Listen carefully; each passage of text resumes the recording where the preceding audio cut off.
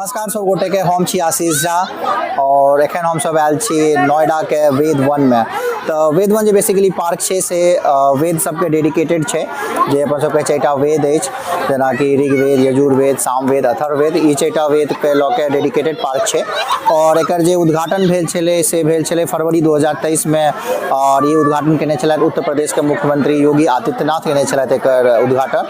तो ई पार्क जे छै से बहुत नया बनले है नोएडा में, बहुत सुंदर पार्क बनले है। तो लेजर शो से होइ छै, हम कोशिश करब अहाँ के ओकरो किछु क्लिप दिखाबे के जो हमरा सब किछु क्लिप भेट सकल, तो अहाँ सबके किछु क्लिप अहाँ सब संगे जरूर शेयर करब। और चलू घुमबै छी अहाँ के ई पार्क और देखै छी ई पार्क में की सब छै और अहाँ के सब चीज देखाब। तो बनल रहू वीडियो पर।